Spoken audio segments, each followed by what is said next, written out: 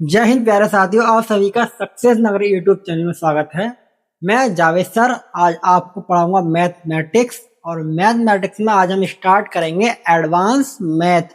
और advance math में हमारा टॉपिक होगा आज का द्विघात समीकरण, जो आजकल आरआरबी एनटीपीसी ग्रेजुएशन लेवल में काफी क्वेश्चन पूछे गए हैं, यूपीएसआई में और साथ ही साथ एसएससी में आता है। अब आप सभी का एग्जाम एक तो यूपी कांस्टेबल का है और साथ में एग्जाम है आपका आरआरबी एनटीपीसी अंडर ग्रेजुएट। तो उन सभी में ये एक फेमस टॉपिक हो गया है। आइए इसको मैं कॉन्सेप्ट समझाता हूं। तो शुरू करने से पहले मैं आपको बताता हूं इसमें चर के बारे में, जिनको हम कहते हैं वेरिएबल।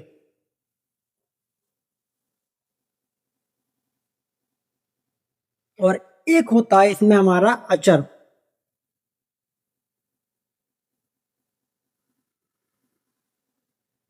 जिनको हम कहते हैं कांस्टेंट।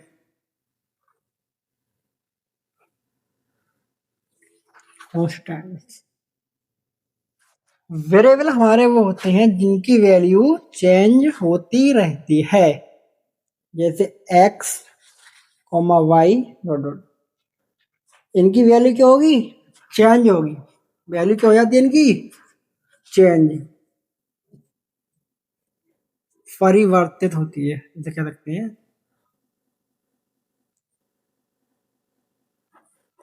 और कांस्टेंट वैल्यू वो होती है अचर पद, जो निश्चित होते हैं।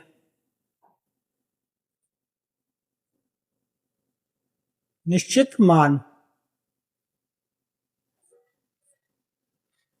जैसे 1, 2, 3, 4 डॉट डॉट। तो ये वैल्यू क्या है? एक निश्चित है, तो इसको बोलेंगे हम कांस्टेंट वैल्यू। ये कहलाएंगे कांस्टेंट अचर। और x, y जिसकी वैल्यू चेंज हो रही है, परिवर्तित हो रही है, उनको बोलेंगे हम वेरिएबल्स। अब आगे चलते हैं। द्विघात समीकरण में क्या होता है? जो वेरिएबल्स है हमारा चर की मैक्सिमम पावर, मैक्सिमम अधिकतम जो पावर होगी, जो घात होगी, वो 2 होगी। कितनी होगी? 2। तो कहलाएगा हमारा द्विघात समीकरण।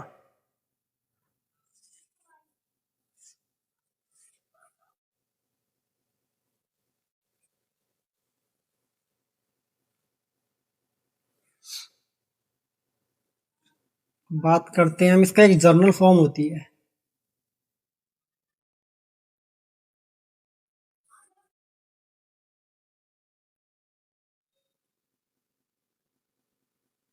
जर्नल फॉर्म क्या होती है हमारी?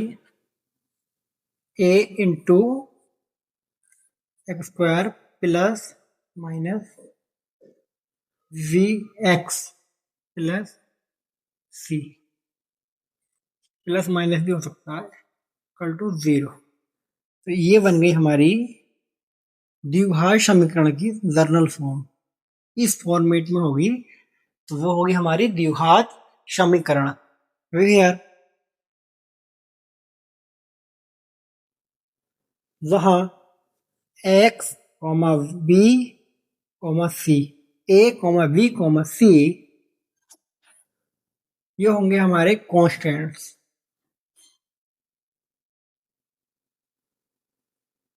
ये हमारे अचर है। और इन्हीं को कह सकते हैं, होंगे रियल नंबर।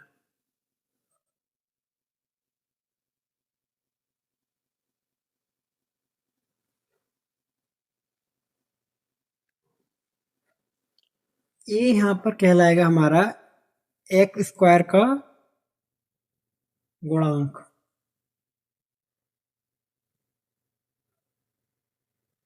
v है हमारा यहाँ पर x का गुणांक।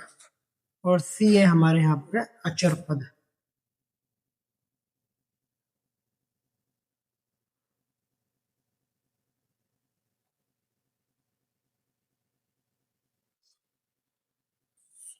एक पॉइंट और लिखिए, ए नॉट इक्वल टू 0, ए की वैल्यू 0 नहीं होगी। इस इक्वेशन में ए की वैल्यू क्या होगी? 0 नहीं होगी। अगर ए की वैल्यू हम 0 रखते हैं तो ये हमारा द्विघात समीकरण नहीं होगा। v हमारा हो गया है x का गुणांक, x के पद के साथ आ गया। c है यहाँ पर हमारा अचर पद। तो ये हो गई हमारी द्विघात समीकरण की फॉर्म, एक रूप हो गया। इस तरह से इसको हम डिनोट करते हैं और उसमें जो हमारे कांस्टेंट होते हैं ये कांस्टेंट होते हैं, a, v, c।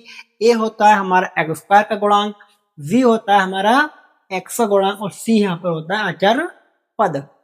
और a not equal to 0, a की वैल्यू 0 नहीं होगी।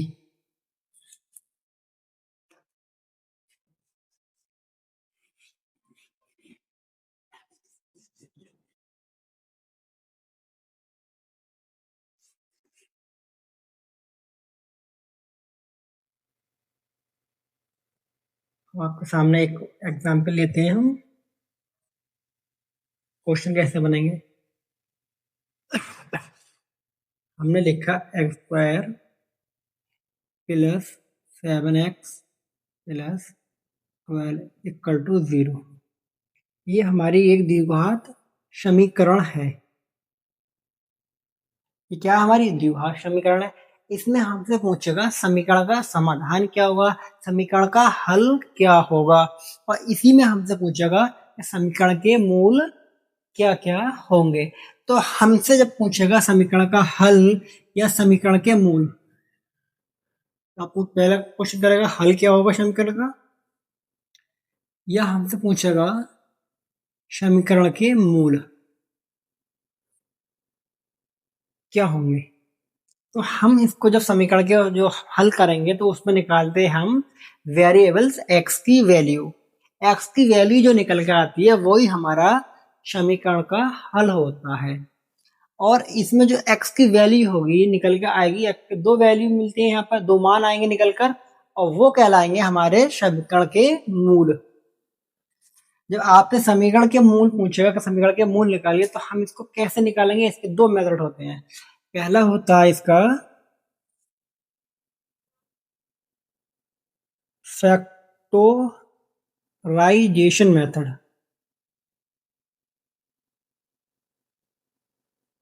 मतलब गुणनखंड विधि।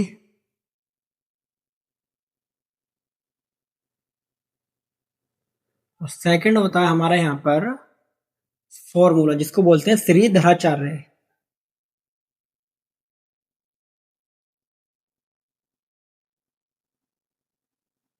चार्य सूत्र।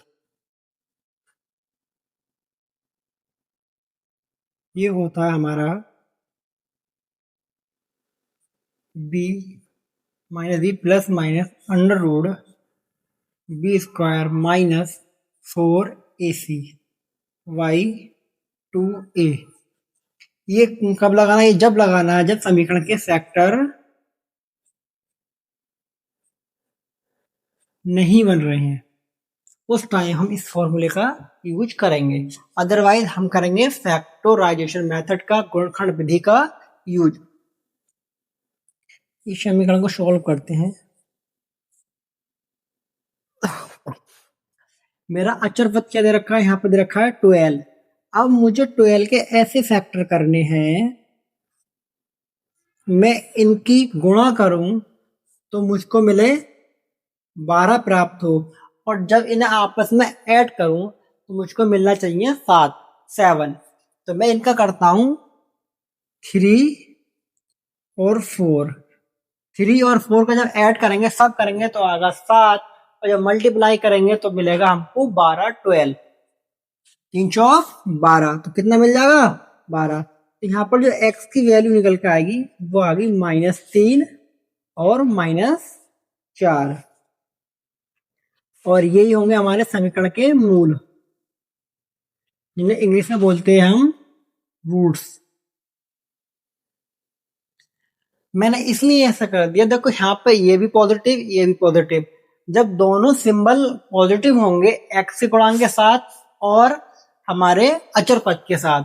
तो जो हमें मूल मिलेंगे वो दोनों नेगेटिव मिलेंगे। एक्स इक्वल टू कितना, -3 और -4।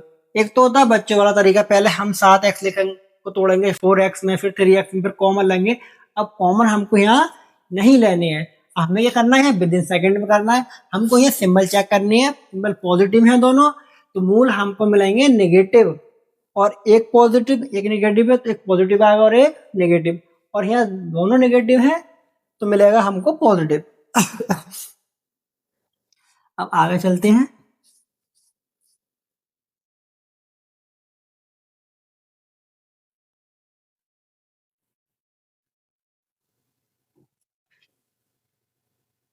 बात करते हैं हम यहाँ पर, एक होता है हमारा डिस्क्रिमिनेंट,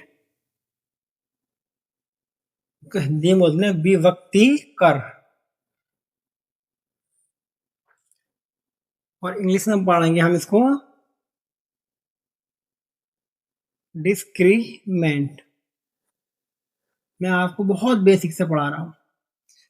इसका यूज कब करते हैं, जब हमको समीकरण के मूलों की प्रकृति बतानी है, समीकरण के मूल कैसे होंगे।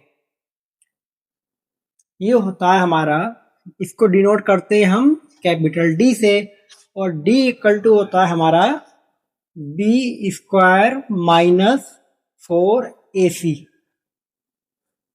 D equal to b square -4ac, और इसकी वैल्यू ही डिपेंड करती है कि मूलों की प्रकृति कैसी होगी, मूल समान होंगे या असमान होंगे या ऋणात्मक होंगे। तो यहाँ 3 केस बनते हैं, मूलों की प्रकृति, नेचर कैसा होगा।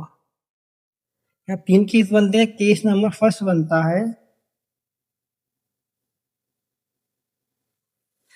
जो हमारा डिश है डिस्क्रिमिनेंट,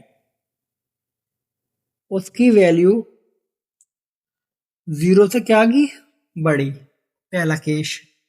जब डिश की वैल्यू 0 से बड़ी होगी, इसका मतलब क्या हो गया, पॉजिटिव होगी, और जब पॉजिटिव होगी तो समीकरण के जो मूल है हमारे वो असमान होंगे, असमान, नॉट इक्वल, असमान। दूसरा केस बनेगा हमारे यहाँ पर,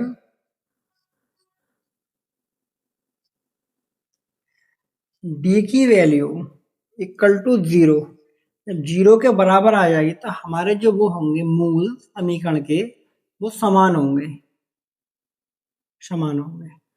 तीसरा केस बनेगा यहाँ पर,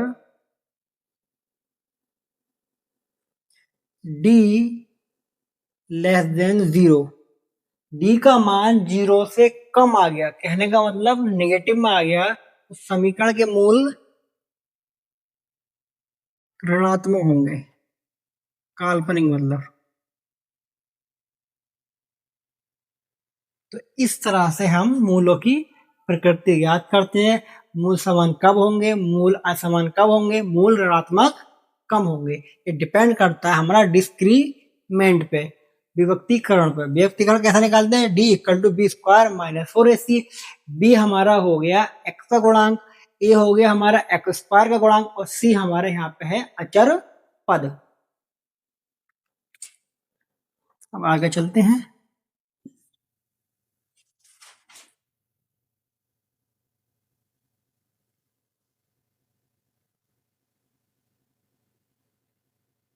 जैसे इस समीकरण का हमने x square +7x +12 equal to 0, इसका हमको डिस्क्रिमिनेंट निकालना है, तो D equal to b square -4ac।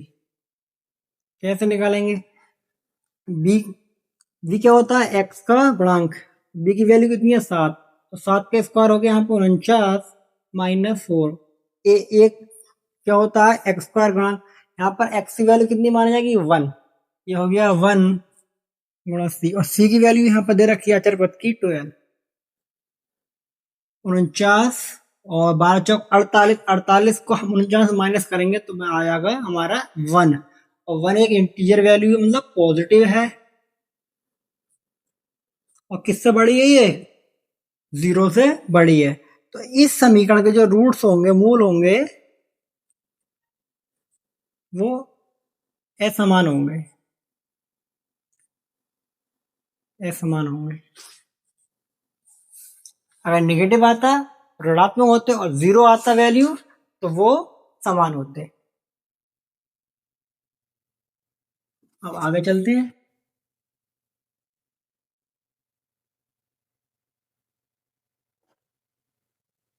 अब आपसे एक क्वेश्चन पूछेगा यहाँ पर, 2 क्वेश्चन।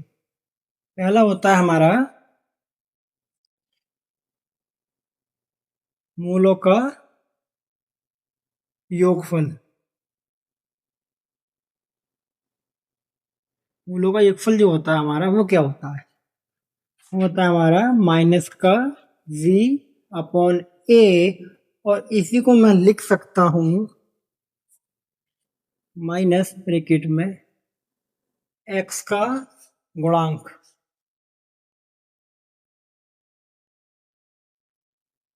और बटे में होगा यहाँ पर एक्स स्क्वायर का गुणांक।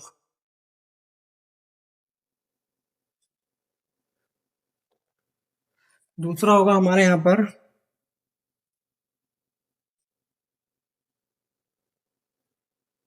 मूलों का गुणनफल,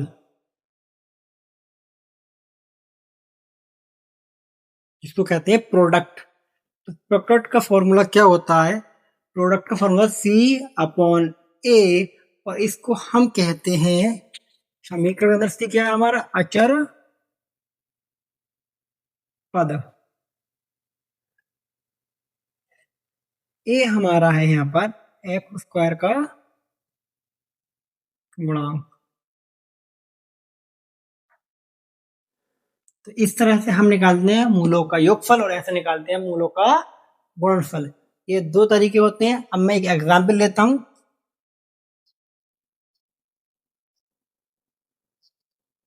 2x स्क्वायर